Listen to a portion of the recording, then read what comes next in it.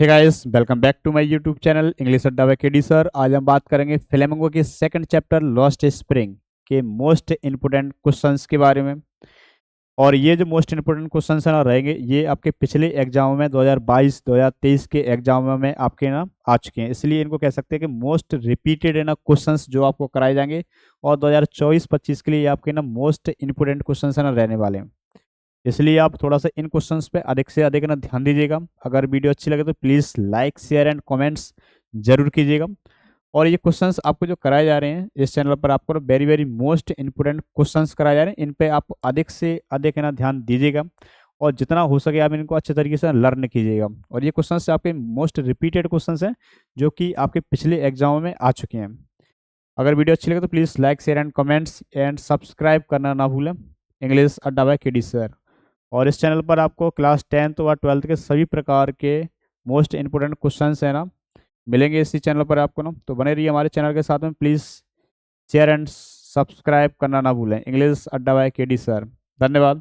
तो चलिए स्टार्ट करते हैं। क्लास 12th फ्लेमिंगो के चैप्टर सेकंड के मोस्ट इंपोर्टेंट क्वेश्चंस जो कि आपके प्रोबेबली 2024-25 में ना आ सकते हैं, तो इन्हीं के बारे में अपन आज डिस्कस करेंगे और इनको आप अच्छी तरीके से ना समझेंगे। तो चलिए स्टार्ट करते हैं। लॉस्ट स्प्रिंग फ्लेमिंगो का chapter second.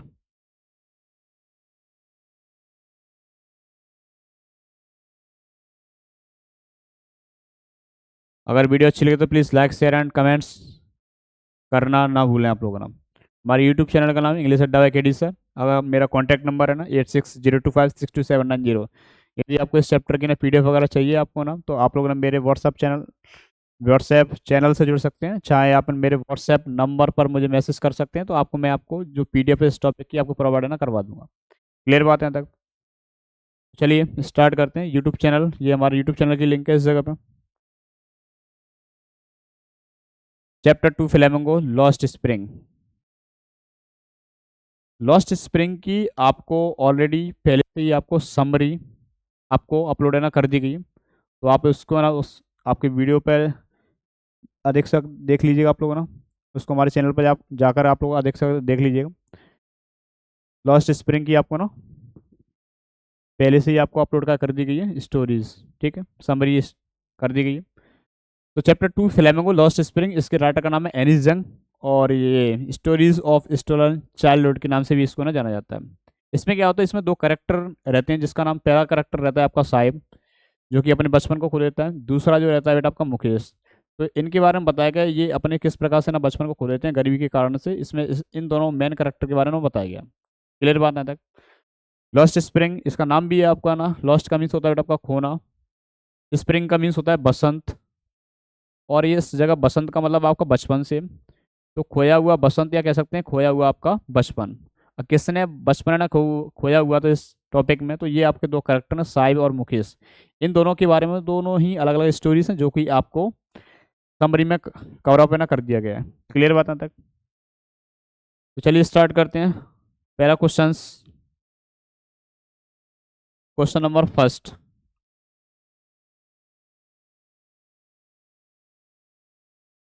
What is Sahib? What is Sahib looking for? Sahib ना क्या ढूंढ रहे हैं? लुकिंग फॉर का मतलब होता है ढूंढना, साहिब ना क्या ढूंढ रहे हैं in the garbage dumps.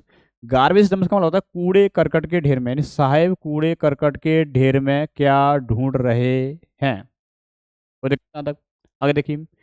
Where is he, वह कहाँ है, वेयर इज ही, वो कहाँ है, and where has he come from, और वो कहाँ से ना आए हुए हैं।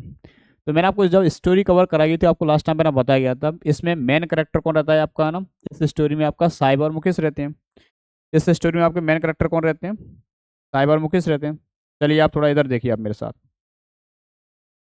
इस टॉपिक का नाम क्या है आपका? Lost spring.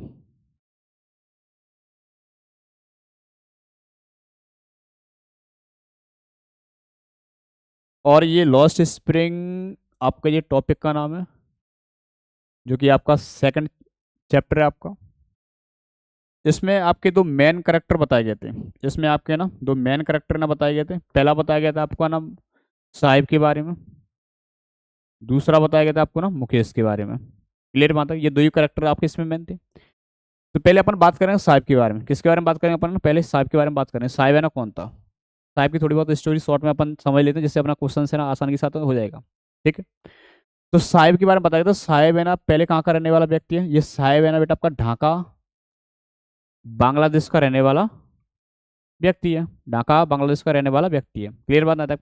तो क्वेश्चन इसमें आया हुआ Saheb where has he come from, ये कहाँ से ना आया हुआ? तो बेटा ये ढाका बांग्लादेश से ना आया हुआ था। और आने के बाद ये कहाँ पे रहता है बेटा ना? तो एक क्षेत्र है सीमापुरी। ये कहाँ पे पाया जाता है बेटा आपका? सीमापुरी है ना दिल्ली में पाया आता है। तो सीमापुरी दिल्ली में ना बेटे ना रहता है इस जगह पे। कहाँ पे रहता है बेटे? इस जगह पे ना, ये सीमापुरी का एक सीमापुरी क्षेत्र दिल्ली का है ना, ये उस जगह पे ना रहता है। और क्वेश्चंस कह रहा है इस जगह पे ना कि साहिब वेयर इज ही, वो कहाँ है? तो वो इस जगह पे सीमापुरी एक क्षेत्र दिल्ली का, वो उस जगह पे ना। और साहिब ना कहाँ से आया हुआ है? तो बेटे ना वो आपका ढाका बांग्लादेश से ना आया हुआ है इस जगह पे ना। कोई दिक्कत ना तक? क्वेश्चन फर्स्ट कह रहा था what is Sahib looking for, Sahib ना क्या ढूंढ रहे हैं? तो साहिब बेटा 1 रुपए का सिक्का, 10 रुपए का सिक्का, या कुछ सम सिल्वर कॉइन, यानी कुछ चांदी के सिक्के ना ढूंढ रहे हैं। कहाँ पर ढूंढ रहे हैं बेटे ना? गार्बेज डंप्स का मीन्स होता है कूड़े करकट के ढेर में। तो क्वेश्चन कह रहा था आपसे ना कि साहिब कूड़े करकट के ढेर में क्या ढूंढ रहे हैं? तो साहिब 1 रुपए का सिक्का, 10 रुपए का सिक्का और कुछ चांदी के सिक्के कूड़े करकट के ढेर में ढूंढ रहे हैं। क्लियर बात है तक? दूसरा क्वेश्चन था आपका ना वेयर इज ही, वह कहाँ है? तो वो बेटा आपका सीमापुरी दिल्ली में है इस जगह पे इस टाइम पे। कोई दिक्कत ना तक? तीसरा क्वेश्चन था आपका वह कहाँ से आया हुआ है? तो ये बेटा ना आपका साहिब है ना ढाका बांग्लादेश से ना आया हुआ है। क्लियर बात ना तक? तो ये तीनों क्वेश्चन आपके हो चुके हैं। अब आइए अपने ना क्वेश्चन पे।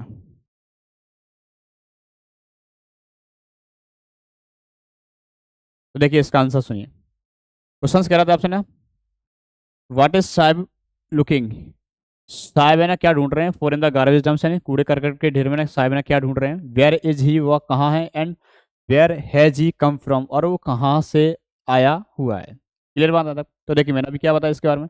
आंसर देखिए इसका, साहिब इज लुकिंग, यानी साहिब है ना ढूंढ रहे हैं 1 रुपये, क्या ढूंढ रहे हैं बेटा आपके? 1 रुपये। एंड सम सिल्वर कॉइन, यानी बेटा कुछ चांदी के सिक्के ना इन द गार्बेज डंप्स, यानी कुछ चांदी के सिक्के ना बेटा कूड़े करकट के ढेर में ना ढूंढ रहे हैं। He is in Seemapuri Delhi, ये कहाँ पे बेटा आपका? ये सीमापुरी दिल्ली में है इस टाइम पे।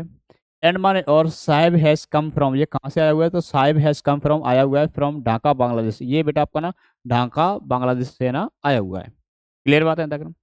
इसमें 3 क्वेश्चन पूछे गए थे। What is Sahib looking for, Sahib है ना क्या ढूंढ रहे हैं इस जगह पे? तो साहिब बेटे 1 रुपये एंड सम सिल्वर कॉइन, कुछ चांदी के सिक्के ना ढूंढ रहे हैं इन द गार्बेज डंप्स, यानी कहाँ पे बेटा?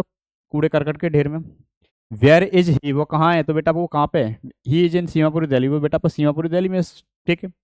एंड तीसरा क्वेश्चन था बेटा आपका नाम where has he come from, वो कहाँ से आया हुआ है? तो Saheb has come from Dhaka Bangladesh, यानी बेटा आपका कहाँ से? Saheb has come from Dhaka Bangladesh से, ये इस टाइम पे इस जगह पे ना आया हुआ है। क्लियर बात है तब? ये अपना फर्स्ट क्वेश्चन था। अगर ये फर्स्ट क्वेश्चन क्लियर है तो आप लोग सेकंड क्वेश्चन पे आइएगा। सेकंड क्वेश्चन कह रहा है आपसे, पहले आप क्वेश्चंस को अच्छे तरीके से रीड कीजिएगा, इसको अच्छे तरीके से आप समझिएगा। इज क्या साहेब, इज साहेब क्या साहेब हैप्पी, क्या साहेब खुश है? Working at the tea stall, tea stall का मतलब होता है चाय की दुकान। क्या साहेब चाय की दुकान पे खुश है? एक्सप्लेन, इसको समझाइए इस बात को ना। तो देखिए इधर थोड़ा स्टोरी और कवर अप करते हैं इसके बारे में।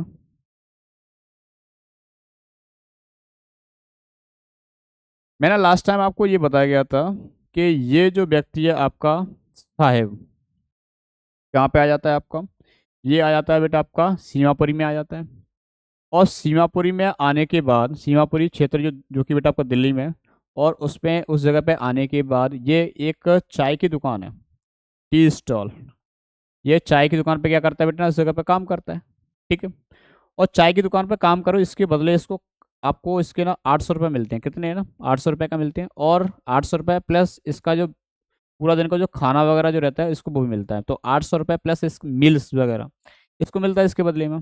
लेकिन क्या होता है एक्चुअली में, ये पहले करता था कूड़े करकट के ढेर में 1 रुपये कुछ चांदी के सिक्के ढूंढने का काम करता था। तब ये खुद का है ना मालिक था इस जगह पे।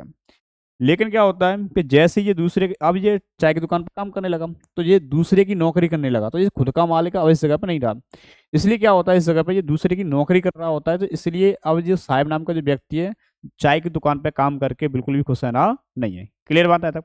तो क्वेश्चन कह रहा था, is Sahib happy working at the tea stall, क्या साहिब चाय की दुकान पे काम करके खुश है? तो no Saheb, no Saheb is not happy, Saheb बिल्कुल भी खुश नहीं है। देखिए आंसर है ना, देखिए आप, नो यानी कि नहीं, Sahib is not happy, Saheb बिल्कुल भी खुश नहीं है working at the tea stall, यानी साहिब चाय की दुकान पे काम करके खुश है ना नहीं है। साहिब स्टार्ट, साहिब क्या करता है, प्रारंभ करता है, वर्किंग माने काम करना है, at a tea stall, Sahib है ना बेटा, चाय की दुकान पर काम करना प्रारंभ करता है। ही इज पेड, इसको मिलते हैं 800 रुपये, यानी इसको 800 रुपये का मिलते हैं।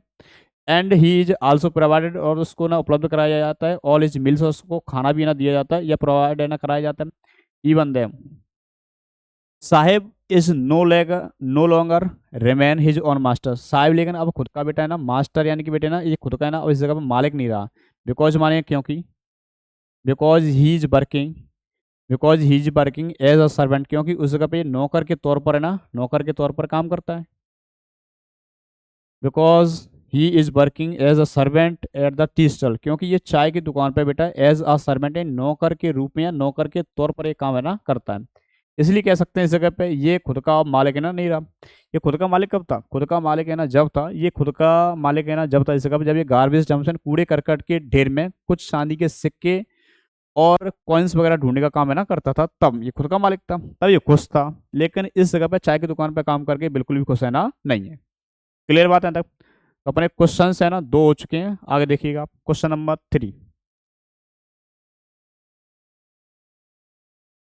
क्वेश्चन नंबर 3 से पहले आप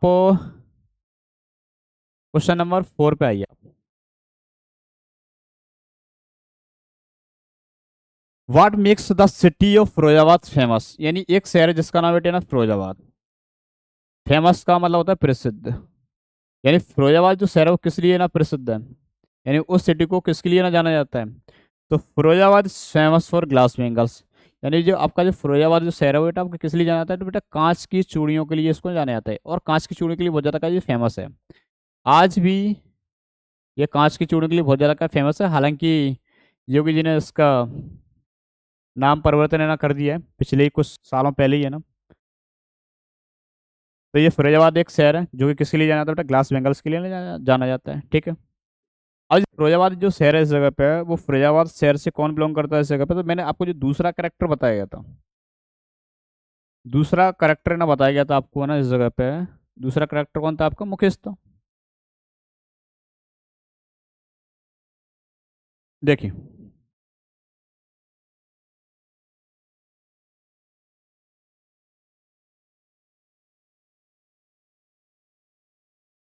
साहिब के बारे में आपको बताया था, अब देखिए दूसरा करेक्टर आपका मुकेश। मुकेश का एक सपना है, ड्राइविंग ए कार,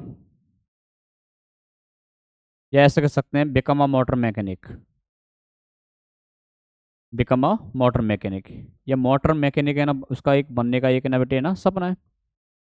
लेकिन उसकी फैमिली वगैरह, एक शहर है जिसका नाम है फिरोजाबाद, और फिरोजाबाद शहर किसके लिए फेमस है आपका, ग्लास बेंगल्स के लिए जाना जाता है। तो उसका जो पूरा जो परिवार है ग्लास बेंगल्स की फैक्ट्री या इंडस्ट्री में बेटा क्या करता है, काम है ना करता है। लेकिन ये जो मुकेश कहता है कि मुकेश मुझे बनना क्या है ना, बिकम ए मोटर मैकेनिक, लेकिन मुझे क्या बनना है, मोटर मैकेनिक है ना बनना है इस जगह पर। तो मुकेश के बारे में ये स्टोरी है। और फिरोजाबाद एक शहर किसके लिए जाना जाता है बेटा आपका, वो जाना जाता है आपका ग्लास बेंगल्स के लिए ना जाना जाता है। मुकेश बनना क्या चाहता है, ये मोटर मैकेनिक, लेकिन उसके घर वाले या उसका परिवार जो है वो कहाँ पे काम करते हैं, ग्लास बेंगल्स फैक्ट्री या फिरोजाबाद में काम है ना करते हैं चूड़ियों को है ना बनाने का। और उसके परिवार, उसकी जो सोच है, मुकेश की सोच है, उसके परिवार से भी की सोच जो है उससे भी भिन्न है या अलग है, क्योंकि बनना क्या चाहता है बेटा आपका, मोटर मैकेनिक बनना चाहता है, और उसके परिवार के क्या करते हैं बेटे ना, ग्लास बेंगल्स फैक्ट्री में काम करते हैं, इसलिए उसकी सोच क्या है बेटा इस जगह पे अलग है। तो देखिए क्वेश्चंस पे आइए आप।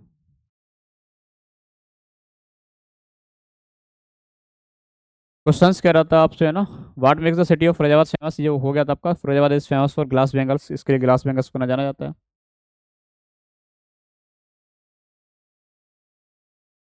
नेक्स्ट क्वेश्चन देखिए आप लोगों ना।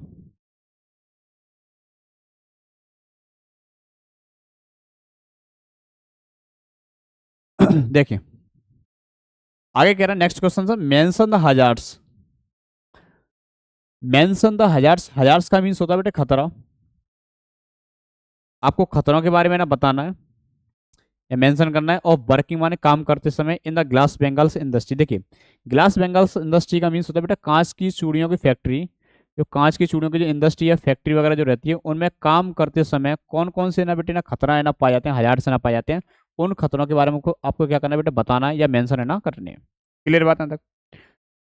तो वहाँ पे बहुत सारे ना खतरे पाए जाते हैं। वहाँ पे क्या पाए जाते हैं बेटा बहुत सारे ना खतरे पाए जाते हैं। इनमें से कुछ खतरे ना आपको इस जगह पे क्वेश्चन में बताया गया। क्वेश्चन भी कह रहा है कि mention the hazards of working in the glass bangles industry, यानी कांच की चूड़ियों में काम करते समय कौन कौन से खतरे पाए जाते हैं उन खतरों के बारे में आपको बताना है। क्लियर बात है क्वेश्चन देखिए। तो following are the hazards of working in the glass bangles industry are. तो जो भी है ना खतरे आपके ना कांच की चूड़ियों में जो भी खतरे ना पाए जाते हैं काम करते समय, वो खतरे आपके कैसे ना बेटा आपके ना निम्नलिखित हैं। ठीक है। पहला पॉइंट कह रहा है इस जगह पे एक्सपोजर टू एक्सट्रीम टेम्परेचर। उस जगह पे क्या पाया जाता है एक्सट्रीम टेम्परेचर। एक्सट्रीम टेम्परेचर का मतलब होता है उस जगह पे अत्यधिक, उस जगह पे अत्यधिक ना टेम्परेचर यानी तापमान पाया जाता है। यानी जिस जगह पे ये क्या काम करते हैं ना इंडस्ट्री में क्या काम करते हैं तो उस जगह पे क्या पाया जाता है अत्यधिक तौर पर ना टेम्परेचर ना पाया जाता है। क्लियर बात है तक। दूसरा पॉइंट कह रहा है इस जगह पे लेक। लेक का मीन्स होता है कमी। लेक ऑफ एयर यानी उस जगह पे बेटा एयर का मीन्स होता है हवा एंड लाइट। यानी उस जगह पे एयर एंड लाइट यानी कि हवा और बेटा प्रकाश की ना क्या पाई जाती है कमी पाई जाती है, लेक पाई जाते हैं। एट द प्लेस माने उस स्थान पर where glass bangles are produce, यानी जिस जगह पे ग्लास बेंगल्स है ना बनाए जाते हैं उस स्थान पर क्या पाया जाता है बेटे ना lake of air and light यानी हवा और प्रकाश की कमी ना पाई जाती है। ये दूसरा पॉइंट है आपका। तो दो खतरे हो गए आपका। पहला कह रहा है इस जगह पे उस जगह पे अत्यधिक ना टेम्परेचर पाया जाता है, अत्यधिक टेम्परेचर बहुत अधिक मात्रा में क्या टेम्परेचर ना पाया जाता है। दूसरा कह रहा है इस जगह पे lake of air and light यानी उस जगह पे हवा और प्रकाश की ना कमी पाई जाती है। ठीक है। तीसरा पॉइंट देखिए आप इट हार्म्स या खतरा रहता है आइस। ऐसे भी बोल सकते हैं ये नुकसानदायक रहता है आइस यानी हमारी आंखों के लिए। मेकिंग वन ब्लाइंड, और हमारी आंखों को कैसा बनाया जाता है बेटा हमें आंखों से अंधापन भी है ना कर सकता है, या आंखों से हमें अंधापन है ना बना सकता है। क्लियर बात है। तो इसके तीन हजार्ड्स थे जो कि आपको ना बता दिए गए। पहला कह रहा है इस जगह पे उस जगह पे क्या पाया जाता है अत्यधिक ना टेम्परेचर ना पाया जाता है। दूसरा कह रहा है इस जगह पे ना lake of air and light यानी उस स्थान पर है बेटे ना लेक ऑफ एयर हवा और प्रकाश की ना कमी पाई जाती है जिस स्थान पर बेटे ना ग्लास बेंगल से ना बनाई जाती है उस स्थान पर। क्लियर बात है। तीसरा कह रहा है इट हार्म्स आइस, ये हमारी आंखों के लिए खतरा रहता है आइस मेकिंग वन ब्लाइंड, और हमको क्या बना देता है आंखों से अंधा है ना बना देता है। क्लियर बात है तक। तो इसके तीन क्वेश्चंस आपको करा दिए गए, तीन सॉरी या चार क्वेश्चन आपको करा दिए गए। ठीक है। नेक्स्ट क्वेश्चन देखिए आप लोग।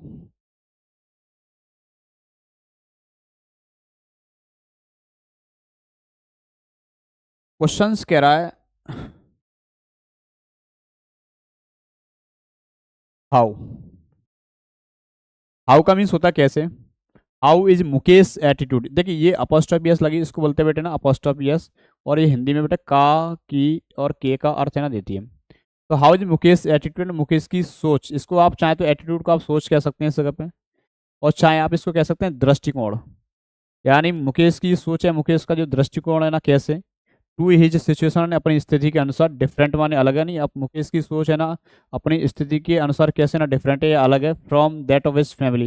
यानी मुकेश की सोच अपनी स्थिति के अनुसार यानी अपने परिवार की सोच से किस प्रकार से अलग है या किस प्रकार से ना भिन्न है।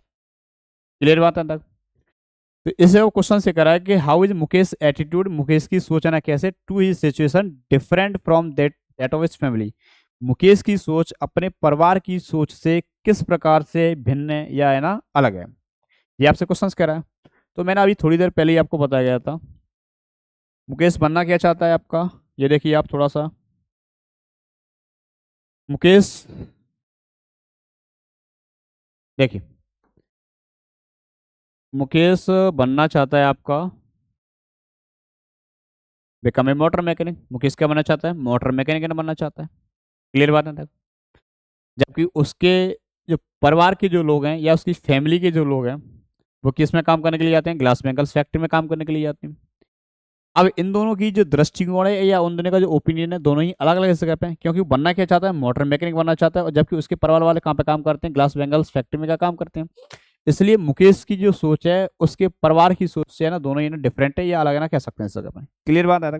यही क्वेश्चन में आपसे पूछा जा रहा है इस जगह पे कि मुकेश की सोच है ना कैसे अपने परिवार की सोच से अलग है या है ना भिन्न है। क्लियर बात है तक? तो चलिए आप आंसर पाइए आप।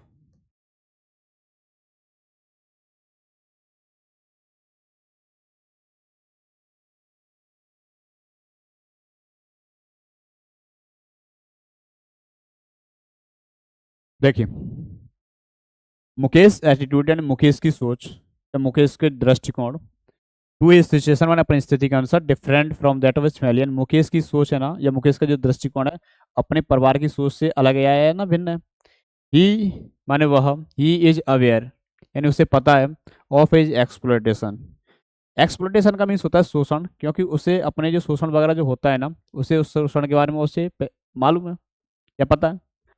ही वांट्स, ही माने वह, ही वांट्स माने चाहता है, टू कम आउट का मतलब होता है बेटा बाहर निकलना चाहता है, ऑफ ग्रीम पॉवर्टी।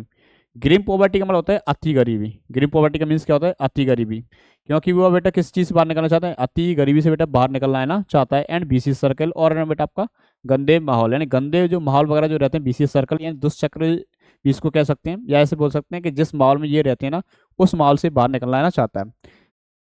देखिए इधर है ना, ही वांट्स माने चाहता है to come out of green poverty and vicious circle, और बेटा आपको बीसी सर्कल यानी गंदा जो माहौल है और अति गरीबी से बेटा क्या निकलना चाहता है, बेटा बाहर रहना निकलना चाहता है। ही वांट्स माने चाहता है टू बिकम माने बनना चाहता है ए मोटर मैकेनिक। क्या बनना चाहता है बेटा आपका, ए मोटर मैकेनिक बनना चाहता है, जो कि आपको पहले बता दिया गया। यानी आपका जो मुकेश नाम का जो लड़का है ना वो क्या बनना चाहता है, he wants to become motor mechanic, एक मोटर मैकेनिक बनना चाहता है। ही डज नॉट वांट, वो नहीं चाहता, टू डू माने काम है ना करना नहीं चाहता, द वर्क माने उस कार्य को नहीं करना चाहता, हिज फैमिली डू। यानी कह रहा है इस जगह पे कि वो उस काम को नहीं करना चाहता जिससे उसकी जो फैमिली है, उसका जो परिवार है, उस काम को जो करती है उस काम को बिल्कुल भी करना है ना नहीं चाहता है। इसलिए अपन कह सकते हैं इस जगह पे कि उसकी जो सोच है उसके और परिवार की सोच में ना डिफरेंट है या अलग है। क्लियर बात आता है? क्वेश्चन भी आपसे यही पूछ रहा था। ठीक है, तो क्वेश्चंस आप एक बार और देख लो इसको ना। मुकेश की सोच किस प्रकार से अलग थी, तो मुकेश की सोच इस प्रकार से अलग थी क्योंकि वो बनना कुछ और चाहता था, जबकि उसके परिवार की सोच अलग थी क्योंकि वो कुछ और जगह पर काम करना चाहते थे, जबकि ये कुछ और काम है ना करना चाहता था। क्लियर बात है? इसका एक सपना भी था इस जगह पे ना, driving a car. Next question देखिए आप, क्वेश्चन नंबर 7। क्वेश्चन नंबर 7 कह रहा है आपसे, हाउ। हाउ का मीन्स होता है कैसे। In your opinion, in your opinion का मतलब होता है आपके मत से, आपके विचार से, आपके विचार से, आपके तरीके से, या आपके हिसाब से। ये तीनों चारों अर्थ ये देता है इस जगह पे, हाउ इन योर ओपिनियन। तो इन योर ओपिनियन आपके हिसाब से can Mukesh realise his dream, यानी आपके अकॉर्डिंग या आपके हिसाब से मुकेश रियलाइज हिज ड्रीम, यानी मुकेश अपने सपने को आपके हिसाब से कैसे पूरा है ना कर सकता है। ये क्वेश्चन आपसे पूछ रहा है। तो देखिए जरा ना, मैंने भी आपको बताया था मुकेश का एक सपना है मोटर मैकेनिक ना बनने का। उसके पिताजी कह सकते हैं या उसके परिवार की सोच है ना उस जगह पर डिफरेंट यानी कि अलग थी। तो बनना तो वो चाहता है आपका मोटर मैकेनिक, लेकिन उसके पास बहुत सारी कठिनाइयाँ और शोषण उसको झेलना पड़ेगा, क्योंकि उसके परिवार के जो लोग हैं उसको बिल्कुल भी सपोर्ट है, उसकी फैमिली बिल्कुल भी उसको सपोर्ट नहीं करती है। तो क्वेश्चन कह रहा है कि हाउ इन योर ओपिनियन, आपके हिसाब से आपके तरीके से, can Mukesh realise his dream, यानी मुकेश अपने सपने को कैसे पूरा है ना कर सकता है। तो देखिए इधर, Mukesh has a dream. Answer देखिए आप लोग, Mukesh, Mukesh has a dream है, मुकेश का एक सपना है, of driving a car one day can be realised. मुकेश का एक सपना है बेटा कार चलाने का एक सपना है, वन डे वन एक दिन कैन बी रियलाइज वो इसको ना पूरा कर सकता है।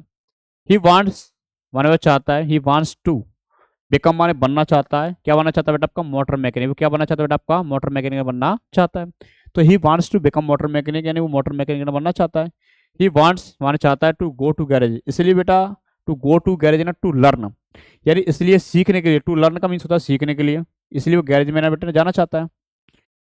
आगे देखिए बट यानी कि लेकिन गैरेज इज लॉन्ग वे, लेकिन बेटा जो गैरेज है ना बेटा एक लंबी दूरी पर है, लॉन्ग वे का मीन्स होता है एक लंबी ना दूरी पर या बहुत ज्यादा दूर है या अधिक दूर है। But garage is long way from his home, लेकिन बेटा जो गैरेज है उसके घर से ना एक अधिक है ना दूर है या लंबी दूरी पर है ना। बट यानी कि लेकिन, ही इज डिटरमाइन, लेकिन उसने ठान लिया, बट ही इज डिटरमाइन, लेकिन उसने ठान लिया। इट में हैपन्स, ऐसा होगा, दैट माने कि ही फाइंड एंट्रेंस, उसको बेटा ना एंट्रेंस यानी प्रवेश ना मिल सकता है इन द गैरेज, यानी है ना कहाँ पे बेटा ना प्रवेश उसको मिल सकता है, यानी गैरेज में उसको बेटा प्रवेश ना मिल सकता है। ही कैन, ही माने वह, ही कैन लर्न ना सीख सकता है टू रिपेयर कार, और बेटा नो कारों को बेटा बनाना ना सीख ना सकता है, क्योंकि उसने डिटर्मिनेशन कर लिया कि मुझे किसी प्रकार से ना कारों को, जो कार वगैरह जो रहती है ना कारों को रिपेयर करना या कार मोटर मैकेनिक ना बनना ही है, इसलिए उसने ठान लिया कि मैं ये काम ना करके ही ना रहूंगा। आगे देखिए बट यानी कि लेकिन, वन थिंग इज क्लियर, लेकिन एक बात तो स्पष्ट है, one thing is clear, that माने कि एक बात तो स्पष्ट है, दैट माने कि ही माने वह, he will have to undergo, लेकिन एक बात तो स्पष्ट है कि उसको ना गुजरना पड़ेगा हार्डशिप्स, कठिनाइयाँ, एंड एक्सप्लोटेशन का मीन्स होता है आपका शोषण, लेकिन एक बात तो स्पष्ट है कि उसे है ना एक्सप्लोटेशन, शोषण और कठिनाइयों से ना गुजरना है ना पड़ेगा। देखिए क्वेश्चंस कह रहा था आपसे कि मुकेश अपने सपने को ना कैसे पूरा कर सकता है, तो मुकेश ठान लेता है किसी प्रकार से वो गैरेज में जाना चाहता है, लेकिन गैरेज है ना क्या है आपका घर से ना बहुत दूर पे है, लेकिन फिर भी उसने ठान लिया कि मैं मोटर मैकेनिक बन के ही ना रहूंगा, तो इस प्रकार से वो अपने सपने को बेटा पूरा ना कर सकता है। But one thing is clear, लेकिन एक बात तो स्पष्ट है, दैट माने कि he will have to undergo hardships and exploitation, एक चीज स्पष्ट है कि वो उसको ना एक्सप्लोइटेशन, शोषण और कठिनाइयों से ना गुजरना पड़ेगा। अगर वो शोषण और कठिनाइयों से नहीं गुजरेगा तो किसी प्रकार से इस अपने जो सपना है उसका मोटर मैकेनिक बनने का उसको पूरा है ना नहीं कर सकता। क्लियर बात है यहाँ तक? नेक्स्ट क्वेश्चंस आपसे कह रहा है, क्वेश्चंस कह रहा है आपसे, what could be some of the reason, what could be some of the reason for the migration of people, यानी ऐसे जो लोग, माइग्रेशन का मीन्स होता है पलायन करना, एक ऐसे लोग कि जो लोग क्या करते हैं पलायन, पलायन करते हैं। पलायन का मीन्स होता है इस जगह पर ना एक जगह से दूसरे स्थान पर मूव आउट का करना। तो what could be some of the reason, क्या कारण है ना हो सकते हैं, नहीं आपको कुछ कारण है या रीजन है ना बताने। फॉर दी माइग्रेशन, माइग्रेशन का मीन्स होता है बेटा आपका पलायन करना, पलायन का मीन्स होता है आपका मूव ऑन, एक जगह से दूसरे स्थान पर पहुंचना, इसको ना आपका माइग्रेशन बोला जाता है। तो what could be some of the reason for the migration of people from village to cities, from village to cities का मीन्स होता है कि आपको, विलेज का मतलब होता है गांव, सिटीज का मतलब होता है शहर। What could be some of the reason, आपको कारण बताना है फॉर द माइग्रेशन, जो लोग बेटा क्या करते हैं पलायन, यानी बेटा क्या करते हैं एक स्थान से दूसरे स्थान में जाते हैं, इस जगह पे इसको पलायन करना बोला जाता है। और people from village to cities, यानी जो लोग आपके गांव से शहरों की तरफ, ये रहा अपना गांव, गांव से शहरों की तरफ है ना पलायन करते हैं, तो उसके आपको क्या बताने हैं, कुछ रीजन है ना इस जगह पे आपको ना बताने हैं, या क्या क्या रीजन है ना हो सकते हैं, इस रीजनों के बारे में आपको ना बताना है इस जगह पे। देखिए तो ऐसे जो लोग जो गांव से शहरों की तरफ है ना आते हैं, इनके आपको रीजन बताने हैं। तो इनमें से एक जो रीजन है, सबसे बड़ा जो रीजन माना जाता है इस जगह पे ना, वो है आपका रोजगार, क्योंकि गांव में रोजगार के एक तो अवसर कहना कम पाए जाते हैं। दूसरा, इस जगह पे कह सकते हैं तो रोजगार को प्राप्त करने के लिए इस जगह पे ना क्या पाए जाते हैं, इसलिए आपके शहरों की तरफ ना दौड़ते हैं। दूसरा कह रहा है शिक्षा, जो कि आपकी सबसे ज्यादा महत्वपूर्ण मानी जाती है, एक शिक्षा भी इसका एक कारण हो सकता है इस जगह पे। और एजुकेशन और हेल्थ फैसिलिटीज तो क्या रहती हैं, शिक्षा और स्वास्थ्य वगैरह भी कह सकते हैं इस जगह पे, शिक्षा और स्वास्थ्य को प्राप्त करने के लिए भी आते हैं। लेकिन इसके अलावा एक रीजन और होता है, वो है बेटा आपकी सुविधाओं के लिए, जो कि आपकी मतलब ना बाजार में या कह सकते हैं सिटियों में अधिक, गांव की अपेक्षा थोड़ी अधिक सुविधाएं ना पाई जाती हैं, उन सुविधाओं को प्राप्त करने के लिए भी है ना भोगविलासी जिसको अपन कहते हैं, उसको प्राप्त करने के लिए भी ये लोग है ना कहाँ से कहाँ की तरफ आते हैं, गांव से शहरों की तरफ पलायन करते हैं। तो ये इसके ना मुख्य कारण है ना, इसके ना माने जाते हैं। तो क्वेश्चन भी आपसे कह रहा है कि what could be some of the reason for the migration of people from village to cities, जो लोग गांव से शहरों की तरफ अपन आते हैं, उसके आपके क्या क्या कारण है ना हो सकते हैं, इन कारणों के बारे में आपको बताना। तो देखिए क्वेश्चन कह रहा है आपसे कारण बताने हैं पलायन करने वालों चीजों के बारे में। पीपल माइग्रेट, लोग, माइग्रेट का मीन्स होता है पलायन करना है। इन लोग क्या करते हैं, पलायन करते हैं फ्रॉम विलेज टू सिटीज, कहाँ की तरफ बेटे ना, विलेज यानी कि बेटा गांव से शहरों की तरफ क्या करते हैं बेटा, पलायन करते हैं फॉर वेरियस रीजन। इसके बेटा बहुत सारे कारण हैं, वेरियस रीजन और इसके बहुत सारे कारण हैं। वन ऑफ द रीजन, इनमें से एक कारण is rural unemployment. Rural unemployment का मीन्स होता है ग्रामीण,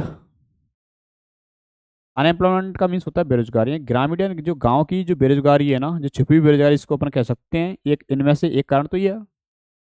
इन विलेज माने गांव में there are comparatively less opportunities. Comparatively का मतलब होता है ना के बराबर, क्योंकि गांव में क्या होता है बेटा, ना के बराबर है ना, लेस अपॉर्चुनिटीज है, ना के बराबर अवसर है ना पाए जाते हैं। किस चीज़ के अवसर पाए जाते हैं, फॉर एम्प्लॉयमेंट, यानी बेटा गांव में रोजगार के बिल्कुल ना के बराबर के ना अवसर है ना पाए जाते हैं। यानी ऐसा कह सकते हैं कि गांव में एक लिमिटेड साधन है रोजगार के लिए, और गांव से जो शहर की तरफ आते हैं तो एक रोजगार के लिए ना आते हैं। तो there are comparatively less opportunities for employment, यानी रोजगार के अवसर है ना के बराबर ना पाए जाते हैं गाँव में। पीपल यानी कि लोग कम टू सिटी से शहरों की तरफ आते हैं फॉर एम्प्लॉयमेंट, किसके लिए आते हैं बेटा, शहरों में रोजगार के लिए आते हैं। People come to cities for employment, रोजगार के लिए आते हैं। कम पीपल यानी कुछ लोग मूव आते हैं टू सिटीज माने शहरों की तरफ आते हैं या मूव करते हैं, बिकॉज माने क्योंकि, बिकॉज माने क्योंकि देयर आर मोर फैसिलिटीज, क्योंकि अधिक सुविधाएं ना पाई जाती हैं। कुछ लोगों ना बेटे ना गांव से शहरों की तरफ इसलिए भी आते हैं क्योंकि अधिक सुविधाएं ना पाई जाती हैं इन सिटीज माने शहरों में, देन विलेज माने गांव की अपेक्षा शहरों में अधिक सुविधाएं ना पाई जाती हैं, इसलिए भी कुछ लोग गाँव की तरफ आते हैं बेटे ना, शहरों की तरफ आते हैं। फॉर एग्जाम्पल जैसे कि है ना, एजुकेशन एक शिक्षा की जो सुविधाएं हैं, शिक्षा एंड हेल्थ फैसिलिटीज, इन शिक्षा और स्वास्थ्य की जो सुविधाएं हैं, शिक्षा और स्वास्थ्य की सुविधाएं आर फार बेटर, यानी जो कि ना बेटे कैसे पाई जाती हैं, अच्छी पाई जाती हैं इन सिटीज, कहाँ पे बेटे ना, जो कि ना बेटे शहरों में थोड़ी अधिक ना अच्छी ना पाई जाती हैं। क्लियर बात है तक। तो क्वेश्चन ये कर रहा था इस जगह पे, what could be some of the reason for the migration of people from village to cities, यानी जो गांव से जो लोग है ना शहरों की तरफ ना आते हैं, उनके क्या क्या कारण हो सकते हैं। तो इनमें से मैंने आपको बताया था, एक तो रोजगार है जो कि सबसे बड़ा एक कारण माना जाता है, दूसरा शिक्षा और स्वास्थ्य मान सकते हैं। उसके बाद आपको मैंने बताया कि सुविधाएं भी कुछ ना रहती हैं, तो सुविधाओं के लिए भी इनको ना जाना जाता है। क्लियर बात आता है ना। तो ये अपने क्वेश्चन 6 हो चुके हैं आपके, सॉरी 7, जो कि आपके मोस्ट इंपोर्टेंट क्वेश्चन हैं आपके ना। हाउ नेरो ओपिनियन वाला, उसके बाद आपको how is Mukesh attitude, mention the hazards, what makes the city of Faizabad famous. अच्छा आपका एक क्वेश्चन रह गया, व्हाट एक्सप्लेनेशन वाला, ये रह गया आपका। ये इसके बाद सब हो गए शायद है ना।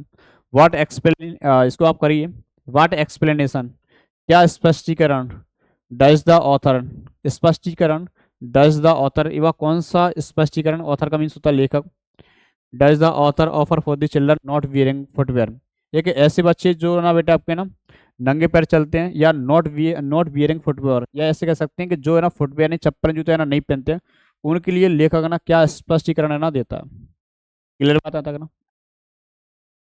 तो मैंने आपको स्टोरी में भी है ना कवर करा गया था कि एक तो ये परंपरा लगती है नंगे पैर रहने का, दूसरा कह सकते हैं ये गरीबी की स्थिति को ना दर्शाता है। ठीक है, ये दो ही कारण थे इसके बारे में, और कुछ नहीं था इसके बारे में। तो देखिए आंसर देखिए आप लोग, वन एक्सप्लेनेशन, पहला स्पष्टीकरण है ना ये है कि इस दैट, यह है कि चिल्ड्रन बॉक्स या चिल्ड्रन के बच्चे बॉक्स बेयर फुट यानी बिना चप्पल जूतों के ना चलते हैं ऑन रोड्स में, कहाँ पे बैठे हैं, बिना चप्पल जूतों के ना रोड पे ना चलते हैं। एज अ पार्ट्स माने एक हिस्सा है ऑफ ट्रेडिशन, ये किसका हिस्सा है, एक है ना बेटा ट्रेडिशन यानी परंपरा या चलन का एक है ना हिस्सा है। ऐसा माना जाता है कि चिल्ड्रन यानी कि जो बच्चे हैं बॉक्स बेयर फुट यानी बिना चप्पल जूतों के चलते हैं, ये क्या है ना बेटा पे as a parts of tradition, ये बेटे एक चलन का या ट्रेडिशन का एक है ना हिस्सा है। पहला एक्सप्लेनेशन तो ये था। दूसरा देखिए आप लोग, इट सीम्स माने लगता है एन एक्स की माने एक बहाना लगता है, टू एक्सप्लेन माने बताने का क्या लगता है, एक नाम बहाना लगता है। अवे या कंटिन्यूस स्टेट ऑफ पॉवर्टी, यानी गरीबी की स्थिति, यानी गरीबी की जो स्थिति वगैरह जो रहती है उसको बताने का क्या लगता है बेटे ना, एक ना ये बहाना है ना लगता है। और ऐसा माना जाता है जो गरीबी की स्थिति बार बार है ना, गरीबी गरीबी गरीबी इसको आप कहते हैं, तो ये गरीबी की स्थिति को बार बार बताने का एक है ना बहाना भी ना लगता है। क्लियर बात है तक। तो लेखक है ना इस जगह पे जो कि आपके ना एनिस जंगजू है, वो ये कहता है कि इस जगह पे ऐसे बच्चे जो ना नंगे पैर चलते हैं, जिनके पास है ना आपके बेयर फुट, जो रोड पे ना बेटा बेयर फुट है ना, बिना चप्पल जूतों के ना चलते हैं, उनके पास एक तो क्या है ना पैसे की कोई कमी नहीं पाई जाती इस जगह पे ना, और उनके पास पर्याप्त ना पैसा रहता है, लेकिन ये क्या रहता है, ये एक परंपरा या ट्रेडिशन के हिसाब से ये लोग ना चलते हैं। क्लियर बात है तक। इसलिए लेखक इनके बारे में ना बताने का काम है ना करता है। तो आपका ये भी क्वेश्चन हो चुका आपका। उसके बाद है कि is Sai happy working at the stall, ये भी हो चुका आपका। What is Sai looking for in the गर्व टर्म्स, ये भी हो चुका आपका। तो आपके जितने भी क्वेश्चन हैं ना आपके ना कराए हैं, पीडीएफ में डाले हैं, वो जो आपके पूरे क्लियर है ना हो चुके हैं। ठीक है, इन क्वेश्चंस को आप ज़्यादा से ज़्यादा रिपीट कीजिएगा, और आप कोई भी क्वेश्चंस में आपको फिर भी प्रॉब्लम्स आ रही है आप है ना, तो मुझे आप मेरा व्हाट्सएप नंबर है 8602562790। आप मुझे इस पर कभी भी एनी टाइम मैसेज कर सकते हैं, और कोई भी अपनी जो जानकारी है मुझे भेज सकते हैं, या ऐसे भी कर सकते हैं, अपनी जो क्वेरीज वगैरह हो आप इसके माध्यम से भी ना पूछ सकते हैं। ठीक है, अगर आप यूट्यूब पे भी कमेंट करें तो आपको यूट्यूब पे भी है ना जल्द से जल्द है ना रिप्लाई है ना दिया जाएगा। क्लियर है यहाँ तक। तो ये आपके सेकंड चैप्टर के मोस्ट इंपॉर्टेंट जो भी क्वेश्चन है आपको वो कराएंगे आपको। इसके बाद आपको डीप वाटर लेसन जो 3 है उसके मोस्ट इंपॉर्टेंट क्वेश्चन हैं आपको जल्द ही देखने को मिलेगा हमारे यूट्यूब चैनल पर है। और इसी प्रकार से 1 बाई 1 है ना आपको ना एक एक करके आपके 12th क्लास के जितने भी आपके जो चैप्टर्स हैं ना उनके आपको मोस्ट इंपॉर्टेंट क्वेश्चन है ना रहेंगे। और आपको अंत तक बेटा आपको जो एमपी बोर्ड के अकॉर्डिंग है ना आपको सब कुछ है ना चीज़ें इसी चैनल पर ना आपको कराई है ना जाएंगी, चाहे वो आपका क्लास 10th हो, चाहे बेटा आपका क्लास है ना 12th हो। अगर वीडियो अच्छी लगे तो please like share and comments और सब्सक्राइब करना ना भूलें। धन्यवाद।